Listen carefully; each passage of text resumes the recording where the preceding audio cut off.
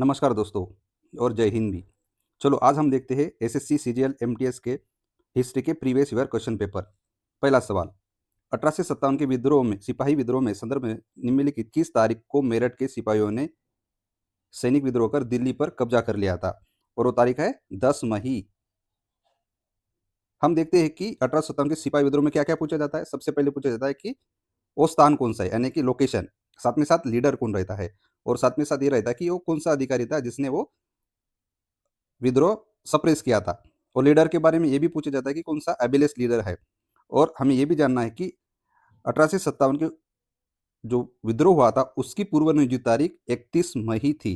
31 मई 1857 वो पूर्व नियोजित तारीख थी, कुछ लेकिन कुछ कारणों की वजह से जल्दी हुआ था। ओके, चलो अगला सवाल, निम्नलिखित में से किसने ब्रिटिश सरकार की ओर से अफगानिस्तान के मामले में हस्तक्षेप करने के लिए त्रिपक्षीय संधि पर हस्ताक्षर किए थे? उसका सही जवाब है लॉर्ड ऑकलैंड। ऑकलैंड एकमात्र ऐसा गवर्नर जनरल है जिसको अफगानिस्तान के बारे में ज़्यादा इंटरेस्ट था, और वो कुछ ना कुछ करते रहता था। लेकिन अफगानिस्तान तो पता है आपको, इसे एम्पायर ऑफ द ग्रेवयार्ड कहा जाता है, क्योंकि जो भी अफगानिस्तान में गया वो हमेशा हार कर आया है। देख लो, पहले भी ब्रिटिश गए, बाद में रशिया गया, बाद में कौन गया, अमेरिका गया। जो भी जाता है वो, क्योंकि अफगानिस्तान के लोगों में जज्बा है, लड़ने का जज्बा, इसकी अलग कहानी है। ओके, तो चलो और देखते हैं कि लार्ड लितनगो, ये लार्ड लितनगो भारत का गवर्नर जनरल था। वो सबसे लंबे काल के लिए गवर्नर जनरल था, सबसे लंबा काल। लॉर्ड विलेस्ली ने क्या किया था? लॉर्ड विलेस्ली ने, आपको पता है, सब्सिडरी अलायंस यानी कि सहायक की संधि, सहायक संधि इसने ही लागू की थी। ये भी हम आने वाले सवाल में देखेंगे। और लॉर्ड लॉर्ड कैनिंग ने क्या किया था? ये लॉर्ड कैनिंग कौन था? जब 1857 का विद्रोह हुआ था तो यही गवर्नर जनरल था, यानी कि लास्ट यही गवर्नर जनरल, भारत का last governor general Lord Canning है, और पहला वाइसराय भी लॉर्ड कैनिंग है। तो हमें क्या सीखने को मिला कि जब भी कोई 1857 के बारे में पूछता है तो क्या क्या पूछेगा? स्थान पूछेगा, लीडर पूछेगा, ब्रिटिश अधिकारी कौन सा था जिसने सप्रेस किया, साथ में साथ ऐसा क्या हुआ, किसने कहा क्या, यानी कि 1857 के उठाव के बारे में क्या क्या कहा है, ये देखेंगे। चलो अगला सवाल देखते हैं। 1857 की क्रांति में सबसे पहले विद्रोह किस स्थान से आरंभ हुआ? ये तो सबको पता होगा कि मेरठ से हुआ था। सबसे पहले मेरठ से हुआ था, और उसका नेतृत्व किसने किया था? सिपाहियों ने किया था। और मेरठ के सैनिक ही अ, मुगल बादशाह शाह आलम द्वितीय द्वितीय को मिलने गए थे। द्वितीय को लाल किले के दरबार में वो 11 मई को मिलने गए थे, ये याद रखिएगा, 11 मई तारीख है। इसके बाद में देखते हैं कि कानपुर के लीडर कौन थे? तात्या टोपे भी था, साथ में कौन थे? नाना साहेब भी थे, नाना साहेब। सैनिक नेतृत्व तात्याजी टोपे ने किया था। और एक बताओ कि लखनऊ के विद्रोह का लीडर कौन था? बेगम हजरत महल। आपको बनारस के प्लेसेस का किसने लीडरशिप किया ये बताना है। चलो अब देखते हैं अगला सवाल, भारतीय स्वतंत्रता का प्रथम युद्ध सिपाही विद्रोह कब आरंभ हुआ था? ये तो इजी सवाल था, 1857, यानी कि 1857 के विद्रोह को भारत का प्रथम स्वतंत्रता युद्ध कहा जाता है। और ये किसने कहा था? ये सबसे ज्यादा सवाल पूछने वाला है, ये किसने कहा था? वीडी सावरकर ने। साथ ही साथ एक फेमस लीडर भी था जो इंग्लैंड का था, उन्होंने भी कहा था कि ये राष्ट्रीय विद्रोह है, ये राष्ट्रीय विद्रोह है, ये राष्ट्रीय विद्रोह है। उस समय वो विरोधी पक्ष में थे, डिजराइली। और जब 1857 का विद्रोह हुआ तब हमारा गवर्नर जनरल कौन था? गवर्नर जनरल था लॉर्ड कैनिंग, लॉर्ड कैनिंग था। साथ में साथ इंग्लैंड में पंत प्रधान था पार्मस्टोन, ये लिबलर लिबलर का था, ये हमेशा याद रखिएगा, ये थोड़ा एक्स्ट्रा इंफॉर्मेशन है। चलो अगला सवाल देखते हैं। 1857 में लगे गए चिन्हट के युद्ध में ब्रिटिश सेना का नेतृत्व किस अंग्रेज अधिकारी ने किया था? देखिए, सबसे पहले तो आपको ये पता होना चाहिए कि ये चिन्हट है का, ये चिन्हट है, ये गांव है, यूपी में है। जब 1857 का विद्रोह हुआ था तब इस गांव के लोगों ने विद्रोह भी किया था। उस समय ब्रिटिश अधिकारी हेनरी लॉरेंस, इन्होंने ये विद्रोह को दबाया था। चलो अगला सवाल देखते हैं। 1857 के विद्रोह के बाद भारत ब्रिटिश भारत के पुनर्गठन पर रिपोर्ट देने के लिए पील आयोग की स्थापना की गई थी। देखिए, जब 1857 का विद्रोह हुआ था तब पील आयोग का गठन किया था। आपको पता है कि 1857 का विद्रोह किसने सबसे ज्यादा भाग लिया था? सैनिकों ने। जब सैनिकों ने सबसे ज्यादा भाग लिया था, तब जब भी कोई रिजल्ट आएगा हमारा 1857 का विद्रोह तो अब थोड़ा सा निराशाजनक रहा, लेकिन ब्रिटिश के लिए तो एक सबक था ना। तो उन्होंने क्या किया, सेना में रिस्ट्रक्चरिंग के लिए क्या कर दिया, उसने एक पील आयोग का गठन किया और पील आयोग ने यह सोचा है कि इस सेना में यूरोपियन सेना का प्रमाण बढ़ाया जाए और भारतीय सैनिकों का प्रमाण थोड़ा कम किया जाए। साथ ही साथ ये भी किया उन्होंने, क्या किया, कुछ ऐसी सैनिक टुकड़ी थी, उनको क्या कर दिया उन्होंने, एक लड़ाऊ घोषित किया और कुछ को बयान कर दिया। ये आपको देखना है कि कौन से सैनिक को लड़ाऊ घोषित किया। लड़ाऊ घोषित किया जिन्होंने ब्रिटिश सैनिकों का साथ दिया उसको लड़ाऊ घोषित कर दिया, और जिन्होंने बढ़ चढ़ कर उठाव में भाग लिया था उसको कम कर दिया। और सबसे मजे की बात यह है, जब 1857 का उठाव हुआ था तब ब्रिटिश सेना में हमें सबसे ऊंचा पद कौन सा हो सकता है, इमेजिन करिए, सूबेदार। मजेदार बात यह है कि हमारे ब्रिटिश सेना में सबसे हमें ऊंचा अगर कोई पद मिलता था तो वो था सूबेदार। तब भी हमने 1857 का विद्रोह में बढ़ चढ़कर भाग लिया था। ओके ठीक है, चलो अगला सवाल। निम्नलिखित में से किस नेता ने बिहार में विद्रोह के नेतृत्व किया था? कौन सा है ये? कुंवर सिंह। कुंवर सिंह जी हमारे बिहार बिहार का उन्होंने नेतृत्व किया था, और ये सबसे ओल्डेस्ट थे, यानी कि वृद्ध, यानी कि तब भी उन्होंने 1857 में बिहार के भाग में विद्रोह का नेतृत्व किया था। साथ ही साथ हम ये भी देखेंगे कि राजेंद्र प्रसाद कौन थे? डॉक्टर राजेंद्र प्रसाद संविधान सभा के अध्यक्ष थे।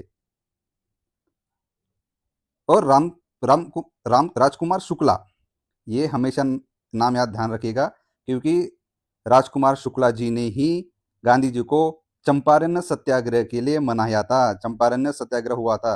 ये चंपारण सत्याग्रह किसके बारे में हुआ था ये बताइए? और गांधी जी को मनाने का काम राजकुमार शुक्ला जी ने किया था। और हमारे सत्याग्रह में सबसे पहले अहिंसा सत्याग्रह का प्रयोग यही आंदोलन में होता। चंपारण सत्याग्रह यही सबसे पहला आंदोलन था जब गांधी जी खुल करके भारत में अपने सत्याग्रह का प्रयोग कर लिए थे। चलो अगला सवाल देखते हैं। कानपुर के विद्रोही नाना साहेब के निम्नलिखित किस पेशवा के पुत्र थे? ये थे बाजीराव द्वितीय के। नाना साहेब कहाँ के लीडर थे? कानपुर। कानपुर में दो लीडरों ने भाग लिया था, नाना साहब भी थे और तात्या टोपे जी भी थे। इन्होंने सैनिक नेतृत्व किया था। बाद में क्या हुआ, लखनऊ में भी तात्या टोपे जी ने भाग लिया था। बाद में उनको पकड़कर 18 अप्रैल 1859 को सिपरी में फांसी दिया गया। सिपरी यह स्थान हमेशा याद रखिएगा, टाटा टोपे जी को वही इससे फांसी दिया गया था। चलो अगला सवाल देखते हैं। 1857 के विद्रोह में किस मुगल शासक का योगदान था? किस मुगल शासक का योगदान था? बहादुर शाह द्वितीय। ये अंतिम मुगल शासक अंतिम था। अंतिम मुगल शासक बहादुर शाह द्वितीय था, अंतिम। बाद में क्या किया, इसे पदस्थ कर दिया और इसे रंगून भेजा गया। ये हमेशा याद रखिएगा क्योंकि यह सवाल पूछा जाता है। और आपको यह भी पता होना चाहिए, बक्सर की लड़ाई और प्लासी की लड़ाई, इसमें से सबसे पहले कौन सी हुई थी? आपको बी और पी में हमेशा याद रखना है, बक्सर और प्लासी। प्लासी पहले हुई थी, बक्सर बाद में हुई थी। 1757 में प्लासी हुई थी और बक्सर 1764 में हुई थी। इसमें किसने भाग लिया था, ये हमेशा ये जरूर देख लेना। हम ऐसे ही देखते जाएंगे एक एक सवाल के साथ कुछ एक्स्ट्रा इंफॉर्मेशन, ताकि आपको थोड़ा सा लिंक करके याद रहे। ओके, चलो अगला सवाल देखते हैं। किसने 1 नवंबर 1858 की घोषणा की कि भारत एक राज्य सचिव के माध्यम से ब्रिटिश सम्राट द्वारा और उसके नाम पर शासित होगा? कौन घोषित कर सकता है? ऑब्वियसली ये लॉजिक है कि रानी विक्टोरिया जी ऐसा घोषित कर सकता है। और ये घोषणा कहाँ हुई थी पता है? इलाहाबाद। इलाहाबाद में यह घोषणा हुई थी कि अब से ईस्ट इंडिया कंपनी का कारोबार ब्रिटिश क्राउन संभालेगा। और गवर्नर जनरल का पद उन्होंने क्या कर दिया, वाइसराय कर दिया, वाइसराय। और लास्ट गवर्नर जनरल कौन था? Lord Canning. और पहला वाइसराय कौन सा होगा? यही होगा, लॉर्ड कैनिंग। 1858 के जो भी अधिनियम है पारित हुआ, उसमें क्या हुआ, आने वाले सवाल में हम जरूर देखेंगे। और लॉर्ड कर्जन, इसके बारे में देखेंगे। चलो अगला सवाल। कार्नवालिस द्वारा शुरू किया गया स्थायी बंदोबस्त भारत के निम्नलिखित में किस क्षेत्र में प्रिविलेंट नहीं था? नहीं था पूछा गया, ये हमेशा याद रखिए। तो हमें भू राजस्व प्रणाली देखनी है। हमें आपको पता होगा 3 भू राजस्व प्रणाली से हमेशा चर्चा में रहती है। एक है स्थायी बंदोबस्त, दूसरी है रैयतवारी और तीसरी कौन-सी है? महालवारी। ये हमेशा पूछे जाते सवाल है इसमें। चलो मैं थोड़ा-सा बता देता हूँ ताकि आपको भी हमेशा याद रहे। ये रैयतवारी, ये स्थायी बंदोबस्त किसने लाया था? यही बताया है। किसने लाया था? लॉर्ड कॉर्नवालिस ने। Lord Cornwallis. साथ में साथ इसके एक और व्यक्ति था, जॉन शोर, जो पूछा जाता है, ये रिलेटेड पूछा जाता है, ये हमेशा याद रखिएगा। रैयतवारी में कौन था? रैयतवार में था कर्नल रीड, कर्नल रीड, साथ में था थॉमस मुनरो, थॉमस मुनरो। पहले हम लीडर के नाम जान लेंगे, उसके बाद उसकी क्या-क्या विशेषता है, ये भी जानेंगे। और महालवारी में क्या था? मैकेंजी, मैकेंजी भी था। उत्तर भारत में महालवारी पद्धति किसने लागू की थी पता है? Martin bird. ये नाम हमेशा याद रखिएगा, ये मार्टिन बर्ड। ओके, चलो इसकी और विशेषता जानते हैं। सबसे पहले जान लेते हैं कि ये कौन-कौन से भाग में लागू हुई थी। तो ये थी बंगाल, उड़ीसा, बिहार, मद्रास के कुछ भागों में। रैयतवाड़ी कहाँ थी? बम्बई में थी और मद्रास में थी। मद्रास में सबसे ज़्यादा भाग में ये लागू किया था। और ये कहाँ थी? गंगा घाटी, यूपी का भाग, मध्य भारत और पंजाब में महालवारी थी। ये हमेशा इसका मतलब है कि कौन से भाग में प्रचलित नहीं हो सकती? पंजाब, यानी कि ये पंजाब में नहीं सकती। चलो और जानते हैं कि स्थायी बंदोबस्त में कौन सबसे महत्वपूर्ण था? जमींदार। और इसमें कौन महत्वपूर्ण होगा? रैयत, यानी कि किसान। और इसमें महालवारी में महाल यानी कि गांव, गांव ये कितने परसेंट भाग में थी? 19%। ये कितने कितने परसेंट भाग में थी? ये 51%। सबसे ज्यादा रैयतवाड़ी थी, हमेशा याद रखिएगा। और ये 31, 30 या 31 के आसपास राउंड फिगर में है। तो एक एक विशेषता मैं बता देता हूँ। और एक ये कि इसमें जमींदार सबसे ज्यादा महत्वपूर्ण था और वही डिसाइड करता कि कितना रेंट होना। ये फ्री थे, जमींदार फ्री थे, कोई भी रेंट डिसाइड कर सकते थे। इसमें क्या था? इसमें सरकार और सरकार थी और डायरेक्ट कौन थी? किसान थे। दोनों के बीच होता था ये समझौता। और इसमें कौन होता था? गांव का कुछ मुखिया होता था, मुखिया। और एकमात्र ऐसी पद्धति है महालवारी जिन्होंने मानचित्र का भी उपयोग किया, मानचित्र और पंजियों का, जो जुने पुराने डॉक्यूमेंट्स थे उनका उपयोग करके इन्होंने ये लागू किया था। ओके, ठीक है। और कुछ रहा तो हम जरूर देखेंगे, लेकिन इतना ध्यान रखिएगा। चलो अगला सवाल देखते हैं। निम्नलिखित में से किसने सहायक संधि का गठन का प्रबंध तैयार कर लिया था? ठीक है, सहायक संधि यानी कि सब्सिडरी अलायंस कहते हैं इंग्लिश में इसको। किसने किया था? Lord Wellesley. लॉर्ड वेलेस्ली ने ही, लॉर्ड वेलेस्ली, वेलेस्ली ऐसा भी लिखा जाता है, लॉर्ड वेलेस्ली ने सहायक संधि का गठन किया था। तो हमें यह भी देखना होता है कि सहायक संधि के बारे में हमें यह पूछा जाता है कि सहायक संधि सबसे पहले किसने लगाई? सहायक संधि की द्वारा सातारा था, ये हमेशा याद रखिए। सहायक संधि में क्या होता था? सहायक संधि में होता था कि जिसने भी ये संधि स्वीकार कर ली, उस उसके राज्य में ब्रिटिश सेना रहती थी, ब्रिटिश सेना रहती थी उसका रक्षण करने के लिए। साथ ही साथ एक एजेंट भी रहता था, एजेंट रहता था उसके दरबार में। वो इंटरफेयर नहीं करेगा ऐसा करके, लेकिन वो दरबार में देखता रहता था। लेकिन आपको पता है अंग्रेजों का क्या काम है? वो इंटरफेयर्स करना इस तरह से। और वो क्या करते थे? इसके हिसाब वो इसके लिए वो मनी चार्ज करते थे, यानी कि सेना उनकी, सब कुछ उनका होगा और कौन पैसा पे करेगा? जिसने भी ये संधि स्वीकार कर ली और राजा पैसा पे करेगा, उनका मेंटेनेंस देगा। ओके, लाल विलम बेंटिक, ये सबसे फेमस जो सती प्रथा कानून बंद किया था, यही था। ला डलहौसी 1857 के उठाव के लिए सबसे ज्यादा महत्वपूर्ण प्रेरक उत्प्रेरक का काम किसने किया था? ला डलहौसी। आने वाले हम सवालों में इसके बारे में डिटेल जानकारी देंगे। और ठीक है, चलो अगला सवाल। ब्रिटिश भारत के किस गवर्नर जनरल ने सती प्रथा के समाप्ति के आदेश में राजा राममोहन की मदद की थी? देखो हमने अभी कहा था कौन होगा? Lord William Bentinck.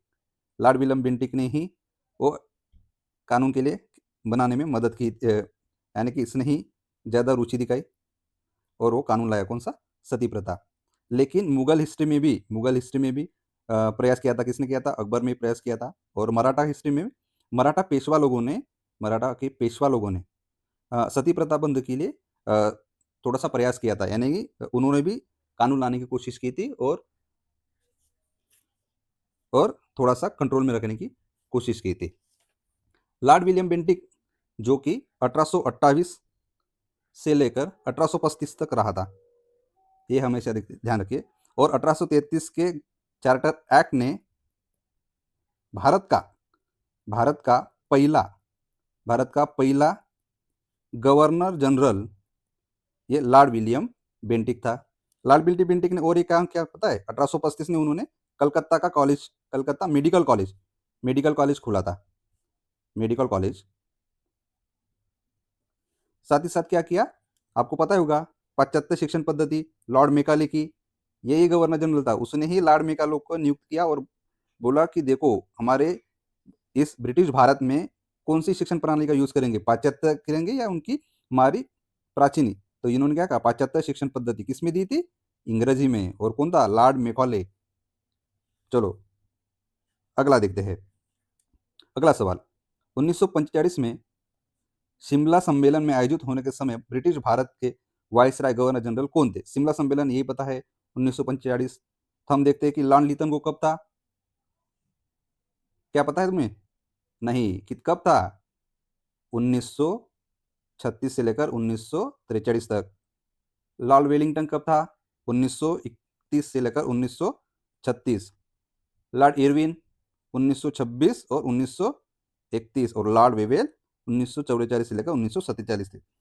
चलो कुछ एक्स्ट्रा इंफॉर्मेशन मैं बता देता हूँ कि लॉर्ड लिन लिथगो सबसे अधिक काल रहने वाला गवर्नर जनरल, सबसे अधिक काल, इसका सबसे लंबा काल था, यानी कि ड्यूरेशन। लॉर्ड वेलिंगटन 1931 से 1936 तक इन्होंने। और इसके बीच में क्या क्या हुआ था, कुछ याद है, पुना समझौता कब हुआ था, 24 सितंबर 1932 को। किसके लिए हुआ था पुना समझौता, क्या याद है आपको, महात्मा गांधी जी और डॉक्टर बाबा साहब अम्बेडकर के बीच हुआ था, जब दलित वर्ग को आरक्षण दिया गया था। लेकिन गांधी जी ने कहा नहीं नहीं, उन्हें सेपरेट नहीं, हम हिंदू इसमें कुछ जगह आरक्षित करेंगे। और तब ये बात मानी थी और ये पुनः समझौता हुआ था। लॉर्ड आर्विन इरविन यानी कि उसको कहा जाता है, इस लॉर्ड इरविन ने क्या किया था, लॉर्ड इरविन के बीच जब गोलमेज परिषद हुई थी और इसी गोलमेज परिषद में जाने के लिए गांधी जी और लॉर्ड आर्विन के बीच समझौता हुआ, तब गांधी सिर्फ सेकंड यानी कि द्वितीय गोलमेज परिषद के लिए वो उपस्थित रहे थे 1930 में। द्वितीय गोलमेज परिषद हुई थी, बाद में थर्ड में भी नहीं रहे और फर्स्ट में भी, यानी कि कांग्रेस सिर्फ एक गोलमेज परिषद में गई थी 1930 के, यानी कि सेकंड, बाद में वो नहीं गई थी। ठीक है, तो इसका सही जवाब है 1925। शिमला जब सम्मेलन हुआ तो उस समय भारत का ब्रिटिश गवर्नर जनरल या वाइसराय कौन था, लॉर्ड वेवेल था, हमेशा याद रखिएगा। चलो अगला सवाल, ये सूची दी गई है, गवर्नर जनरल दिया गया और उनका ईयर दिया गया है। लॉर्ड हेस्टिंग का ईयर दिया गया है 1772 से लेकर 1785, ये सही है। लॉर्ड कॉर्नवालिस का भी 1796 से लेकर 1793, ये भी सही है। हमने देखा कि 1783 में क्या आई थी, स्थायी बंदोबस्त, किसने घोषित किया था, लॉर्ड कॉर्नवालिस ने। और एक बात रखिए कि कॉर्नवालिस को एक पद्धति लाई थी, दरोगा पद्धति। ये सवाल हमेशा पूछा जाता है, दरोगा प्रणाली किसने लाई था पता है, लॉर्ड कॉर्नवालिस ने। ये 1792 में लाई थी। थोड़ा सा ध्यान दीजिएगा, क्योंकि 1700 ये कॉर्नवालिस हमेशा पूछा जाता है, कुछ ना कुछ हटके किया था इसी वजह से, क्योंकि स्थायी बंदोबस्त उसकी ही ज़्यादा इम्प्लीमेंटेशन करने की प्रणाली उसने फोकस किया था। ओके, यानी कि पहला दूसरा सही है। लॉर्ड लीचर 1793 से लेकर 1798 तक, कि ये सही है, यस। लॉर्ड वेलमल यानी वे 1798 से 1705, यानी कि सी है उसका उत्तर। चलो अगला सवाल हम देखते हैं, भारत के ब्रिटिश गवर्नर जनरल और उसके संबंधित घटनाओं का मिलन करें। यहाँ गलत वाला चुनना था, गलत, यह सवाल सही से कॉपी नहीं हुआ, इसलिए हमें ये गलत चुनना है कि कौन सा गलत है, यानी कि सही वाला छाट के गलत हमें ऑप्शन निकालना है। देखो, लॉर्ड डलहौसी 1817 का विद्रोह का था क्या, नहीं, कौन था, लॉर्ड रिपन था। लॉर्ड रिपन, क्यों, यही वायसराय था, उसको ही पहला वायसराय घोषित किया था, यानी कि ये नहीं हो सकता। लॉर्ड कैनिंग, प्रथम आंग्ल सिख युद्ध हुआ था लॉर्ड कैनिंग के बीच, हुआ था क्या, क्या पता है, नहीं। लॉर्ड कैनिंग कब, लॉर्ड कैनिंग का कार्यकाल कौन सा था? ये, यानी ये भी नहीं होगा। लॉर्ड रिपन, लॉर्ड रिपन का हो सकता है ये 1854 में? 1854 में कौन होगा? Lord Dalhousie. तो तीनों भी नहीं थे। इसका सही जवाब है तीनों है, यानी कि 1 2 3, यानी कि 3। ये थोड़ा सा प्रिंट मिस्टेक हुआ है, यानी कि टाइप करते समय ये थोड़ा सा ध्यान दीजिएगा। ये कोई सब है, यानी कि सब गलत है, 1 2 3 ऑप्शन आएगा। ओके, चलो अगला सवाल देखते हैं। उच्च शिक्षा के लिए भारत की आधिकारिक भाषा के रूप में क्या प्रयोग किया गया था? यानी कि जब हमने एजुकेशन प्रणाली लागू की थी तब हमने कौन सा बताया था? लॉर्ड मेकाले था, उन्होंने ये प्रणाली आधिकारिक भाषा कौन सी होंगी इसके लिए वो समिति गठन किया था। तब उन्होंने किया था इंग्लिश, यानी कि पाश्चात्य शिक्षण पद्धति के आधार पर पाश्चात्य शिक्षा दी जाएगी, वो भी इंग्लिश में। बाबू तैयार कर रहे थे, जैसे कि शरीर रूप से तो भारतीय रहेगा लेकिन दिमाग से रहेंगे ब्रिटिश, ऐसी उनकी प्रणाली थी। ठीक है, चलो अगला सवाल देखते हैं। वन्यजीव संरक्षण अधिनियम भारत के किस वायसराय शासनकाल के दौरान लागू किया गया था? ये था लॉर्ड लिटन, लिटन के शासन के दरमियान ये लागू किया था। लॉर्ड डलहौसी के बारे में हम देखेंगे, लॉर्ड हेस्टिंग के बारे में देखेंगे और लॉर्ड रिपन के भी बारे में देखेंगे। इन सब के बारे में देखेंगे। चलो अगला सवाल। निम्नलिखित में से किसने ब्रिटिश सरकार को भारत में प्रशासनिक सुधार लाने हेतु सिंधिया सिंधिया संधि पर हस्ताक्षर करवाए थे? ये कौन है? Lord Auckland. लॉर्ड ऑकलैंड ही गवर्नर जनरल है। किसने? अफगानिस्तान में भी, अफगानिस्तान इसने मदद की थी। ठीक है।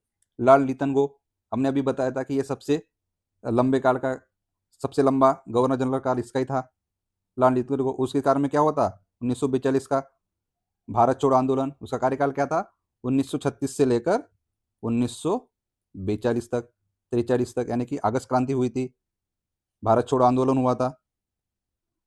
भारत छोड़ो आंदोलन 9 अगस्त, इसको अगस्त क्रांति भी कहा जाता है।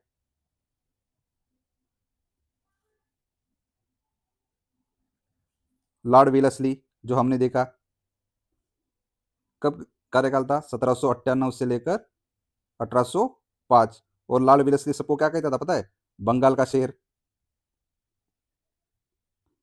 लॉर्ड वेलेस्ली ने ही सहायक संधि लागू की थी भारत में, सहायक संधि। और भारत में सबसे पहले सहायक संधि का प्रयोग किसने किया था पता है? फ्रांसीसी गवर्नर जनरल डुप्ले, उन्होंने पहले प्रयोग किया था कर्नाटक में, लेकिन वहाँ सफल नहीं हुआ। तो सबसे ज़्यादा फिर लॉर्ड वेलेस्ली आया, उसने किया। और कर्नाटक युद्ध, आपको ये भी पता होना चाहिए कि 3 कर्नाटक युद्ध हुए, 3 कर्नाटक युद्ध कब कब हुए ये आपको बताना है, ये आपको ध्यान में रखना है। तो सहायक संधि सबसे पहले किसने लागू की? 1798 में हैदराबाद पहला था, बाद में मैसूर, मैसूर के लागू किया था 1799, जब टीपू सुल्तान की मौत हो गई थी। तो लॉर्ड वेलेस्ली ने यह भी किया था कि एक कॉलेज बनवाया था, fort William college, fort William college बनवाया था। और ये कहाँ बनवाया था ये आपको कमेंट बॉक्स में मुझे बताना है। फोर्ट विलियम कॉलेज बनवाया था। लॉर्ड कैनिंग, जो कि हमने देखा कि 1857 के उठाव में ये सबसे महत्वपूर्ण हिस्सा इसने लिया था। चलो मैं और बता देता हूँ कि लॉर्ड कैनिंग ने क्या क्या किया, कि क्या क्या उस समय हुआ था। लॉर्ड कैनिंग के बारे में थोड़ा सा बता देता हूँ। ये हमारा अंतिम गवर्नर जनरल था, लॉर्ड कैनिंग, अंतिम गवर्नर जनरल, पहला वाइसराय, पहला वाइसराय है ये। और एक कानून के तहत 1856 का विधवा पुनर्विवाह कायदा, विधवा पुनर्विवाह कायदा भी बनाया इन्होंने। और इसी साल कलकत्ता में 7 दिसंबर 1857 में, 1858 में, 57 में, हाँ 1857 में ईश्वरचंद्र विद्या प्रसाद, ईश्वरचंद्र विद्यासागर जी के नेतृत्व में पहला विधवा विवाह हुआ था, पहला विधवा विवाह होता। ओके। साथ में क्या हुआ था पता है? लॉर्ड कैनिंग जी ने क्या किया? जो भी व्यक्ति धर्म परिवर्तन करेगा उसके मातृ संपत्ति में, यानी कि पिता संपत्ति में उसका हक रहेगा, यह घोषित किया था। अगर आपने धर्म परिवर्तन कर दिया, तब मिशनरी ने, क्रिश्चियन अगर आप बन गए, तो आपकी जो पिता की जायदाद है उसमें आपका संपत्ति हक का माना जाएगा, इसने घोषित किया था। और एक सबसे महत्वपूर्ण इन्होंने ये काम किया था कि भारतीय पुरातत्व, यानी कि archaeological survey of India, ASI की स्थापना 1861 में, इसी के कार्यकाल में। लॉर्ड कैनिंग का कार्यकाल कितना था? 1856 से लेकर 1862 का, यानी कि 1861 में सर अलेक्जेंडर कनिंघन, इसने भारतीय पुरातत्व सर्वेक्षण विभाग की स्थापना की थी। भारतीय पुरातत्व सर्वेक्षण की स्थापना की थी। यह हमेशा याद रखें। चलो अगले सवाल में अगर कुछ याद रहा तो हमें बताएंगे। चलो अगला सवाल देखते हैं। लॉर्ड मेले ने पुलिस प्रशासन की कार्रवाई में सुधार लाने के लिए किस समिति का काम किया था? यानी कि लॉर्ड मेले, कोई है ऐसा गवर्नर जनरल हमें लॉर्ड मेले की याद है? क्या है? कोई ऐसा गवर्नर जनरल है जो लॉर्ड मेले का काम किया था? क्या आपको पता है? नहीं, शायद ये प्रिंट मिस्टेक हुआ था। पुलिस प्रशासन के लिए क्या हुआ था? फ्रेजर आयोग का, यानी कि लॉर्ड मेले नहीं है, लॉर्ड कर्जन है ये। लॉर्ड कर्जन, लॉर्ड कर्जन जिसका कार्यकाल हमने देखा, लॉर्ड कर्जन का कार्यकाल क्या था? 1904, यानी कि 1899 से लेकर 1904 तक लॉर्ड कर्जन था। ये लॉर्ड मेले नहीं है, लॉर्ड कर्जन है। लॉर्ड कर्जन ने पुलिस प्रशासन की कार्यप्रणाली में सुधार लाने के लिए किस समिति का गठन किया था? तो ये फ्रेजर आयोग था। ये हमेशा याद रखिए। लॉर्ड कर्जन एक, चलो हम थोड़ा सा लॉर्ड कर्जन के बारे में जान लेते। लॉर्ड कर्जन जो 1899 से लेकर 1904 तक था, इन्होंने कुछ अच्छे से काम भी किया था, लेकिन वो ब्रिटिश के हिसाब से अच्छे काम किए थे। उन्होंने क्या किया? सिंचाई के लिए एक आयोग बनाया, सिंचाई। साथ ही साथ किसके लिए आयोग बनाया? रेलवे के लिए एक आयोग बनाया। एक विश्वविद्यालय के लिए भी एक आयोग बनाया। और ये पुलिस के लिए, सिंचाई के लिए आयोग का अध्यक्ष कौन था? स्कॉट मॉनक्रिक था। रेलवे के लिए कौन था? रॉबर्टसन था। और शिक्षा के लिए, यानी कि शिक्षा, एजुकेशन, एजुकेशन के लिए कौन था? एजुकेशन लेता सर टॉमस रेले। और इसी की ही सिफारिश पर 1904 में भारतीय विश्वविद्यालय विश्वविद्यालय विश्वविद्यालय विश्वविद्यालय अधिनियम पारित हुआ। यह हमेशा याद रखियो। साथ ही साथ क्या किया उन्होंने? 1904 में पुरातत्व विभाग की स्थापना की। पुरातत्व विभाग। और इसी के कार्यकाल में क्या किया? इसी के कार्यकाल में इसने ही, लॉर्ड कर्जन ने क्या किया? बंगाल के विभाजन के लिए चालना पेश की थी। उसके बाद को बंगाल का विभाजन हुआ था 16 अक्टूबर 1905 को। चलो बहुत हुआ इंफॉर्मेशन, आगे देखते हैं। अगला सवाल, राजा नंद कुमार की न्यायिक हत्या करने वाला गवर्नर जनरल कौन सा था? तो ये देखिए, ये बार बार सवाल पूछे थे। लॉर्ड वारेन हेस्टिंग था। जो लॉर्ड वारेन हेस्टिंग था वो, चलो इसके बारे में थोड़ा सा जान लेते हैं। लॉर्ड वारेन हेस्टिंग ये बंगाल का गवर्नर, पहला गवर्नर जनरल था। यानी कि बंगाल का, चलो मैं ये यहाँ पे थोड़ा सा क्लियर कर देता हूँ। सबसे पहले बंगाल का गवर्नर कौन था? एक second. Bengal governor Robert Clive, Robert Clive, okay.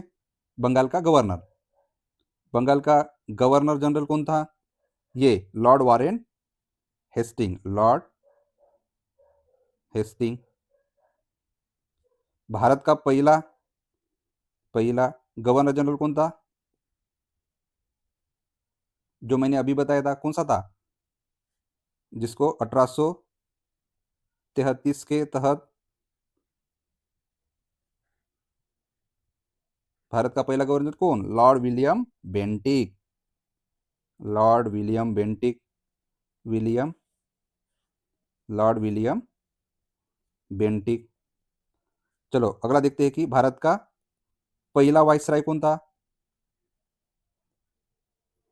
Lord Canning, ये था पहला पहला वाइसराय, वाइसराय। और लास्ट, ये last governor general Lord Canning. ठीक है, ओके। थोड़ा सा और कुछ जानना है? चलो अगले सवाल में देखेंगे। वर्नाकुलर प्रेस अधिनियम भारत के किस वायसराय के शासनकाल के दौरान लागू हुआ था? यानी कि वर्नाकुलर यानी कि देशी भाषाओं के लिए दबाने के लिए एक नियम बनाया गया था कि देशी भाषा समाचार पत्र वो बंद हो। इसके लिए एक नियम बनाया था, उसे कहते हैं वर्नाकुलर प्रेस एक्ट। किसने लागू किया था? लॉर्ड लीटन ने लागू किया था। इसे ब्लैक एक्ट भी कहा जाता है भारत में, ब्लैक एक्ट। उसने सिर्फ देशी भाषाओं के दबाने के लिए इसने बनाया था, लॉर्ड लीटन ने। और यही लॉर्ड लीटन है जो खुद को साहित्य में भी उसे ज़्यादा प्रेमी थी, निबंध में। इसलिए इसे फेमस कहा जाता है कि ओवन मेरिडिथ। ये हमेशा रख दीजिए, इसे इसे कहा जाता है, लॉर्ड लीटन को ही कहा जाता है। लॉर्ड लीटन ने और एक कुछ बुराइयां की थी, जैसे कि उन्होंने जब बंगाल में हमारे भारत देश के कुछ सबसे ज़्यादा भागों में सूखा पड़ा था, तब उन्होंने क्या किया था, 1877 में दिल्ली दरबार भराया। और दिल्ली दरबार भरकर क्या हुआ, रानी विक्टोरिया को क्या किया, कैसरे हिंद की उपाधि दी थी। कैसरे हिंद की उपाधि दी गई थी। लाल लीटन का कार्यकाल कौन सा था? 1877 से लेकर 1880 तक था। यह हमेशा याद रखिएगा। और उसने ही एक अच्छा काम भी किया था। उसने क्या किया, फिमाइन कोड बनाने के लिए एक आयोग का गठन किया था। और उस आयोग के अध्यक्ष थे स्ट्रेची रिचर्ड स्ट्रेची थे, जो आयोग का गठन किया। और उसने फिमाइन कोड बनाया, और ये फिमाइन कोड लागू हुआ 1878 में। जब भी सूखा पड़ता था, इसी फिमाइन कोड के आधार से कुछ जो भी मुआवजा देना था या कुछ कर माफ राजस्व माफ करना होता था, तब इसी का साया लेकर ये किया गया था। साथ ही साथ ये लाल लीटन ने एक चालाकी की कि सिविल सेवा की जो एज है, उन्होंने 21 से 19 कर दी, ताकि कम से कम भारतीय सिविल सेवा के लिए अप्लाई कर सके। ये इसका ही कांड था लॉर्ड लीटन का। और उसने एक काम किया था कि भारतीय शस्त्र अधिनियम पारित किया। यानी कि शस्त्र अधिनियम, ये क्या होता था कि जिसके पास भी शस्त्र होते थे, उनको किसके लिए यूज किया, क्या किया, और भारत में कितने शस्त्र है या कम से कम यूज करिए। इसी वजह से ये स्ट्रिक्ट कानून बनाया था, भारतीय शस्त्र अधिनियम। ठीक है, चलो अगला सवाल देखते हैं। भारत में पशु चिकित्सा क्षेत्र में संबंधित स्वास्थ्य अधिनियम बनाने में किस गवर्नर जनरल ने महत्वपूर्ण भूमिका निभाई थी? ये लाल कर्जन ही था। इसने महत्वपूर्ण भूमिका निभाई थी। हमने लाल कर्जन के बारे में थोड़ा सा देख लिया है, आपको पता भी होगा कि हमने क्या क्या देख लिया। चलो अगला सवाल, अगला सवाल देखते हैं। बंगाल के दोहरे शासन व्यवस्था की नीति किस गवर्नर जनरल के शासन में लागू हुई थी? देखिए, बंगाल में क्या किया था उन्होंने, डुअल शासन लागू किया था। डुअल शासन, डुअल शासन होता क्या है, कंपनी क्या करेगी, सिर्फ कंपनी क्या करेगी, राजस्व जमा करेगी और सेना पे नियंत्रण स्थापित करेगी। और नवाब का क्या काम होता था? नवाब का काम होता था कि प्रशासन चलाना, बिना पैसे के प्रशासन चलाना। ये डुअल गवर्नमेंट होती थी। और ये किसने लाई थी? ये लाई थी अपना पहला बंगाल का गवर्नर रॉबर्ट रॉबर्ट क्लायू, यानी कि लॉर्ड क्लायू। लॉर्ड क्लायू से एक इंस्पिरेशनल गोष्टी, ये कारकुन था, यानी कि सिपाही था। सिपाही से होकर वो एक बंगाल का गवर्नर बना था। देखिए, अगर मेहनत और लगन रही तो ये कुछ आदमी कुछ भी हासिल कर सकता है। तो यही था जिसने ये नीति लागू की थी, दोहरी शासन व्यवस्था की, लॉर्ड क्लायू। लेकिन आने वाले गवर्नर जनरल कौन थे? लॉर्ड हेस्टिंग्स ने उसे बंद कर दिया था, क्योंकि नवाब के पास कुछ पैसे नहीं होता था कुछ शासन प्रशासन चलाने के लिए। ठीक है, चलो अगला सवाल। गवर्नर जनरल लॉर्ड डलहौसी ने किस राज्य के बारे में कहा था कि वह जल्द ही हमारे मुंह में आकर गिर जाएगा? देखिए, लॉर्ड डलहौसी के बारे में हम थोड़ा सा जान लेते हैं, ताकि हमें पता चले कि ये किस तरह से इसने काम किया था, लॉर्ड डलहौसी के बारे में। और हमें ये भी देखना है कि इसने क्या क्या काम किए थे। ओके, और ये हमें देखना है कि वो किस राज्य के बारे में कहा था? अवध था। इसने क्या किया, एक डॉक्ट्रिन लाया, किसको क्या कहते हैं? डॉक्ट्रिन ऑफ लैप्स, यानी कि वेपकद का सिद्धांत। इसके हिसाब से क्या होता था, अगर किसी भी राज्य का पारिश नहीं हुआ तो वो उसका राज्य ऑटोमेटिकली कंपनी के पास जाता था। और दूसरा ये क्या, कुप्रशासन, यानी कि कुशासन, यानी कि शासन संभालने की एबिलिटी नहीं है। तो उन्होंने ये दो सिद्धांत लगाए, किसका? वारिस नहीं है और कुप्रशासन, यानी कि कुशासन। ये इनके हिसाब से ये डिक्लेयर करते थे ऐसा। तो ये कई कौन कौन से ऐसे राज्य थे, जैसे कि फिर उन्होंने ये डिस्पैच किया। और सबसे पहले उन्होंने लगाया सातारा पे, सातारा ने सबसे लागू किया। सबसे पहला ये राज्य था जो 1848 में डॉक्ट्रिन ऑफ लैप्स का शिकार हुआ था। सातारा हुआ, जैतपुर संबलपुर हुआ, झांसी हुई, उनको भी वारिस नहीं था। 1853 में नागपुर भी हुआ, नागपुर 1854 में। साथ में साथ उदयपुर 1852 में ये हुआ था। और कुप्रशासन यानी कि ये शासन चलाने के लायक नहीं, ऐसे दबा लगाकर अवध को उन्होंने क्या किया, खुद के मुंह में गिड़क लिया और उनके ऊपर ये हमेशा दबा भी रहा। ये लाल डलहौसी ने किया था। ओके। और लाल डलहौसी ने क्या किया पता है? पंजाब का विलय किया था 1849 में। पंजाब का विलय भी किया था। और कोहिनूर हीरा, जो कि भारत और ब्रिटिश के बीच आज भी विवाद का विषय बना है कि कोहिनूर हीरा हमारा, इन्होंने ही रानी विक्टोरिया को भेजा था, लाल डलहौसी ने, जब पंजाब विलय किया गया था। साथ में साथ क्या किया इन्होंने, लाल डलहौसी ने कुछ अच्छे काम किए, लेकिन वो ब्रिटिश के हिसाब से किए। ब्रिटिश के हिसाब से कुछ अच्छे काम किए, जैसे कि उसने रेलवे, रेलवे का जनक इसे कहा जाता है। टपाल खाता, इसको कहा जाता है। दूसरा कौन सा खाता किया? पीडब्ल्यूडी की स्थापना भी की थी। रेलवे कहाँ से कहा किया था? रेलवे कहाँ से कहते थे ये?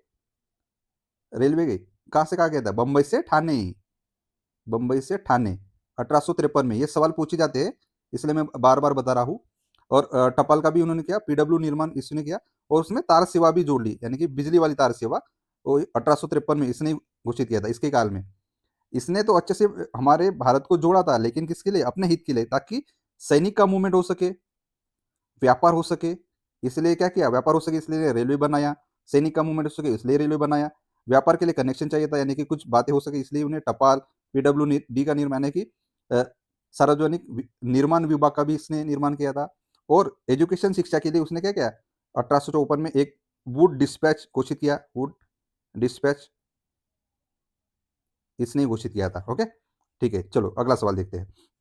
किस गवर्नर जनरल के समय सब्सिडी अलायंस की नीति लागू की गई थी? हमने देखा, पहले ही देखा था, किसके? लॉर्ड वेलेस्ली के। लॉर्ड वेलेस्ली, सब्सिडी अलायंस इन्हीं ने लागू किया था। पहला पहला राज्य कौन सा था? हैदराबाद। ये याद रखिए। ओको लॉर्ड वेलेस्ली क्या कहता था खुद को? बंगाल का शेर कहता था। लॉर्ड वेलेस्ली ने और क्या किया? फोर्ट विलियम कॉलेज की स्थापना की। Fort William college. Lord Cornwallis को हमने देख लिया, लॉर्ड हेस्टिंग के बारे में हमने थोड़ा थोड़ा देख लिया। चलो अगला सवाल देखते हैं। The history of British India किसके द्वारा प्रकाशित पुस्तक है? ये देखिए, किसके द्वारा प्रकाशित पुस्तक है? जेम्स मिल। इन्होंने क्या किया पता है? ये जेम्स मिल ने हमारे भारतीय हिस्ट्री का 3 काल किया, 3 कालखंड किया। और उस तीनों कालखंड के लिए धर्मों के नाम से, जैसे कि हिंदू, मुस्लिम और क्रिश्चियन,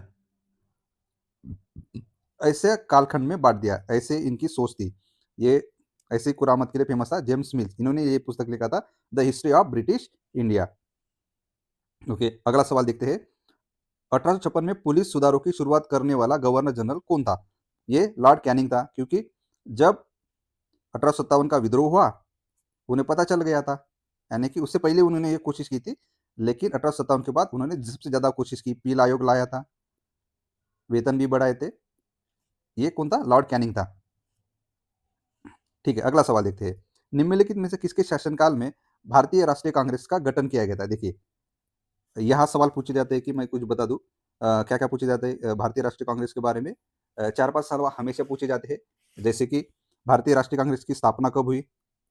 स्थापना आपको पता है, दिसंबर 1885 में हुई थी। किसने की थी? एओ हुम ने की थी। कौन सा गवर्नर जनरल था? लॉर्ड डफरिन का था। यानी गवर्नर जनरल कौन है? लॉर्ड डफरिन है, यानी कि इसके शासनकाल में डफरिन। और क्या पूछा जाता है? इनके पूछे जाते हैं अधिवेशन। सबसे पहला अधिवेशन कहाँ होता? पूना या मुंबई? आप कमेंट में बताइए। और इसके अध्यक्ष कौन थे? अध्यक्ष भी मुझे कमेंट बता।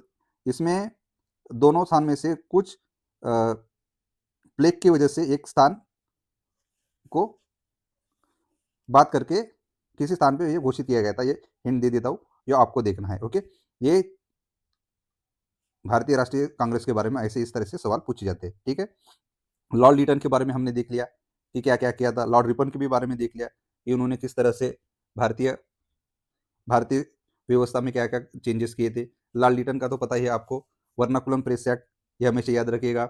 शस्त्र कायदा भी याद रखिएगा। दिल्ली दरबार भरकर केसर हिंद की उपाधि भी दी थी, सिविल सेवा का की थी। लॉर्ड रिपन, लॉर्ड रिपन ये था जिसने क्या किया था? लॉर्ड रिपन ने ये किया था कि सबसे 1857 लॉर्ड रिपन नहीं, हमें लगता है कि लॉर्ड कैनिंग के बारे में। लॉर्ड रिपन का कार्यकाल हमने ये कभी जाना नहीं। ठीक है, चलो मैं बता देता हूँ कि लॉर्ड रिपन के बारे में थोड़ा सा यही बता देता हूँ। लॉर्ड रिपन ने क्या किया इसके बारे में बता देता हूँ। इसका कार्यकाल क्या था, 1880 से लेकर 1884 लेकर। इसने क्या किया, लॉर्ड लिटन ने जो सिविल सर्विसेज की आयु 19 साल की थी उसे बढ़ाकर 21 साल कर दिया। और इसने स्थानिक स्वराज्य संस्था का जनक भी कहा था, क्योंकि स्थानिक स्वराज्य के लिए उसने कानून पास किया था। स्थानिक स्वराज्य जनक कहा जाता है इसको। पहला फैक्ट्री एक्ट इसने पारित किया था 1881 में, और दूसरा हुआ था 1891 में। और फैक्ट्री एक्ट में क्या लिया कि 7 साल के बच्चे काम नहीं कर सकते, ड्यूरेशन फिक्स किया गया, और रात को लेडीज यानी कि स्त्रियां काम नहीं कर सकते, ऐसा उन्होंने घोषित किया। साथ ही इन्होंने क्या किया कि 1800 जब सेकंड फैक्ट्री एक्ट लागू किया था 1891 में, तब हफ्ते में एक बार छुट्टी दे दी, छुट्टी यानी 7 दिनों में से एक बार छुट्टी देगी कामगार लोगों को।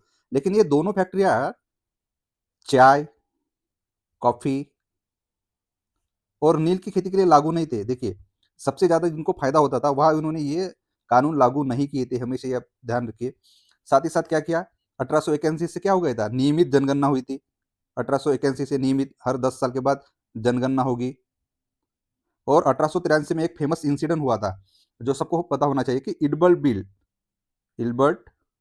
बिल। इसके तहत ये होता था कि भारतीय न्यायाधीश यूरोपियन के खटले चलाते थे।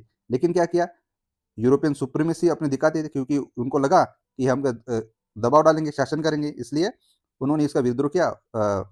पुरजोर विरोध हुआ, और उससे क्या कहते हैं, श्वेत विद्रोह कहते हैं।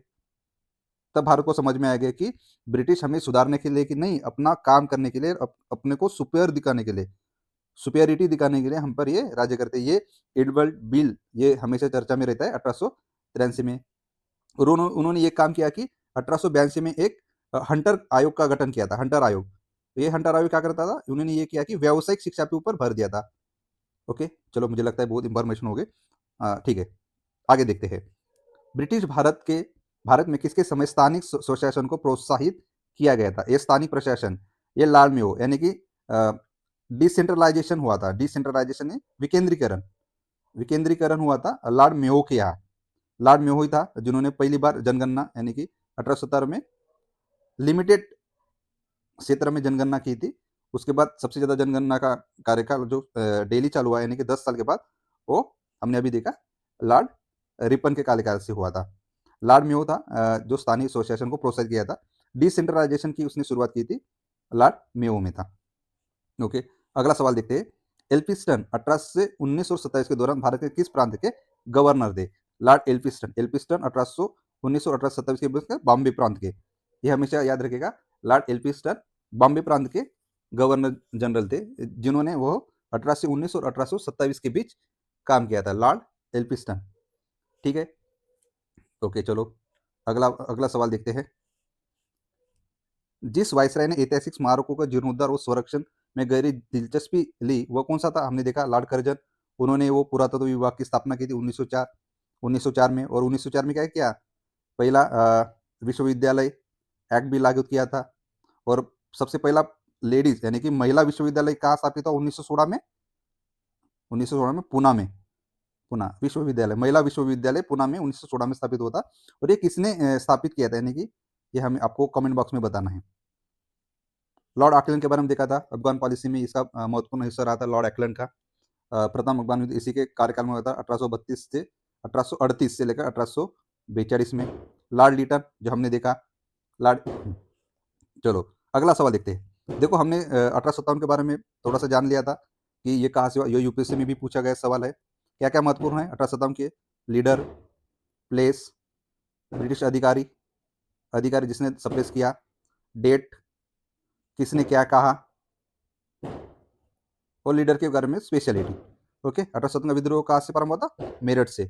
और मंगल पांडे जो सबसे फेमस पर्सनालिटी है उसने कहा था, और आने वाले सवाल में मिल जाएगा। ठीक है, ओके चलो अगला सवाल।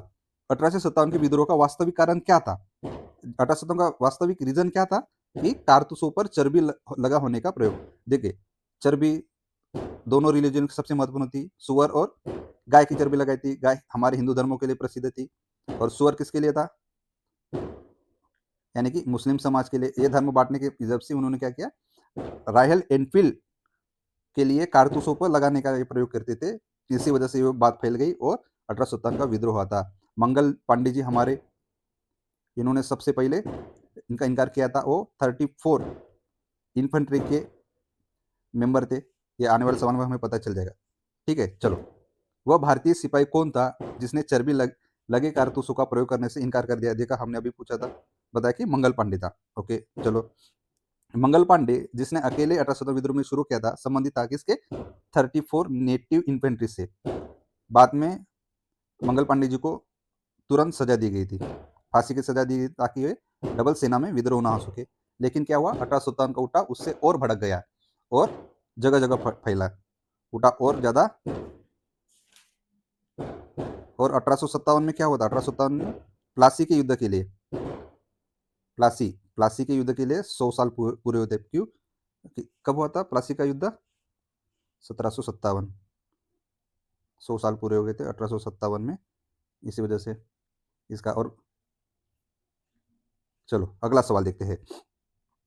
निम्नलिखित में से 1857 का विद्रोह का नेतृत्व किसने किया था? म्हणजे यानी कि एक सबसे ज्यादा नेतृत्व किसने? कानपुर के ये विद्रोह किया था नेतृत्व। चलो अगला सवाल देखते हैं। 1857 के विद्रोह के समय भारत का गवर्नर जनरल कौन था? हमने ये पहले ही देख लिया कि भारत का गवर्नर जनरल कौन था? Lord Canning. लॉर्ड कैनिंग था सबसे मजेदार गवर्नर जनरल। उसने यही भारत का पहला वाइसराय भी था और गवर्नर जनरल यही था। लॉर्ड विलियम बेंटिक के बारे में हमने जाना, लॉर्ड रिपन के बारे में भी जाना कि लॉर्ड रिपन ने क्या किया, क्या ये भी जान लिया हमने। इसका कार्यकाल कौन सा था लॉर्ड रिपन का? चलो मैं बता देता हूँ। 1880 से लेकर 1884 तक था। लॉर्ड विलियम बेंटिक का क्या था? ये किसी को पता है? चलो मुझे कमेंट बॉक्स में बताओ कि क्या था। और चलो मैं बता देता हूँ। 1828 से लेकर 1835 के बीच सती प्रथा, चार्टर एक्ट आया था 1833 का।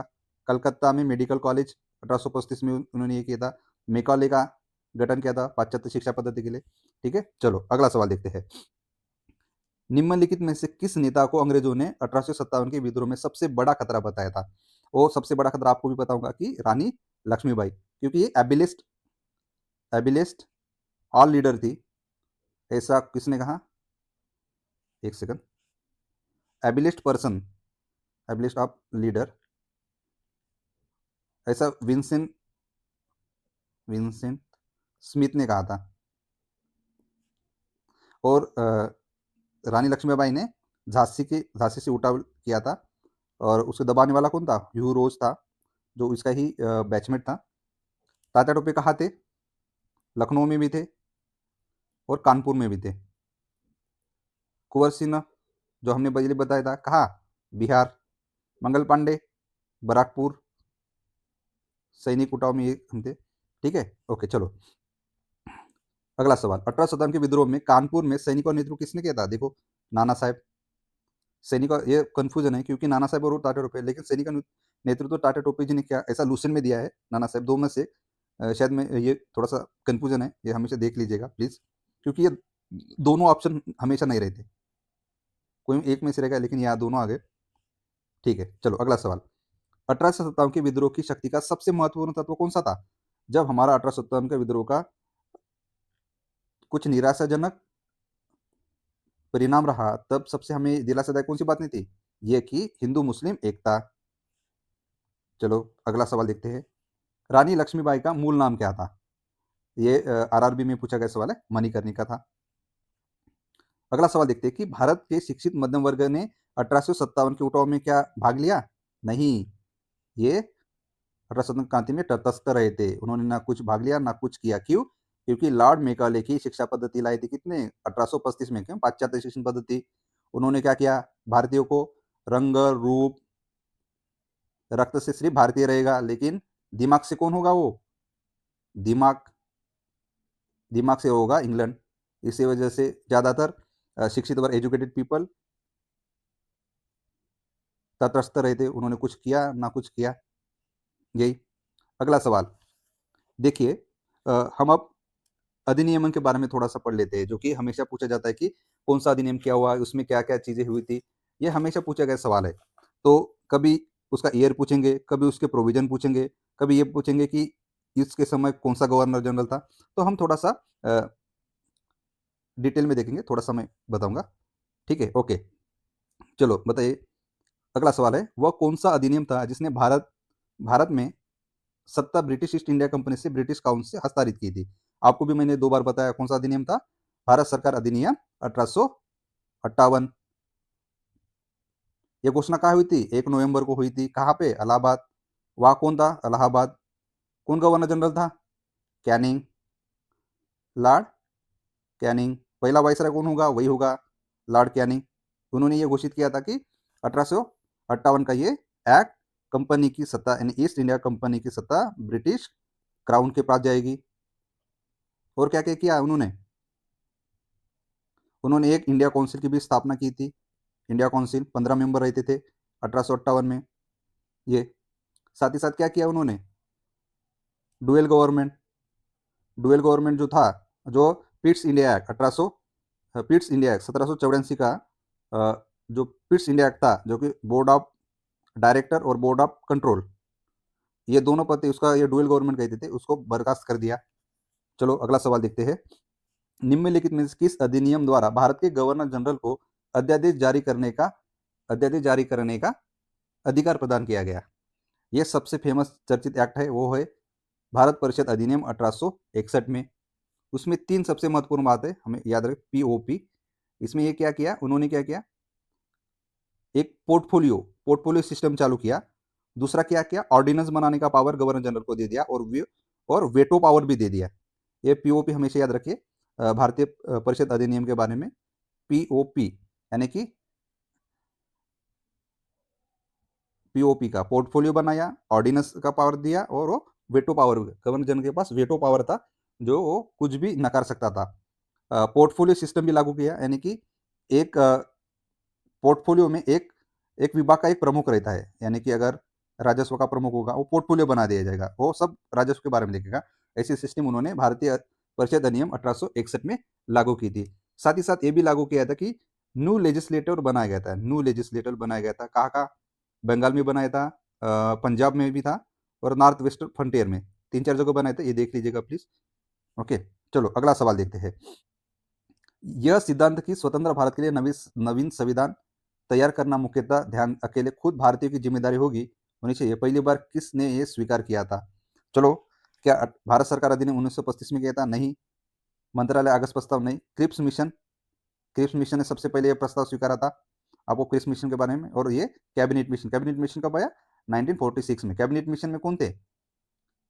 3 लोग थे, क्रिप्स, अलेक्जेंडर, और एक का नाम आपको कमेंट बॉक्स में लिखकर बताना है। ओके, ये हमेशा चर्चा में सवाल रहता है, देख लीजिएगा प्लीज। चलो मैं बता देता हूँ, लॉरेंस। ओके। अगला सवाल, रेगुलेटिंग एक्ट कब पारित हुआ? ये सबसे इजी सवाल है, कब पारित हुआ? 1773 में। क्या क्या हुआ? कलकत्ता में सुप्रीम कोर्ट की स्थापना हुई। कलकत्ता सुप्रीम कोर्ट की स्थापना हुई। उसके अध्यक्ष पहले कौन थे, ये बताइएगा कमेंट सेक्शन में।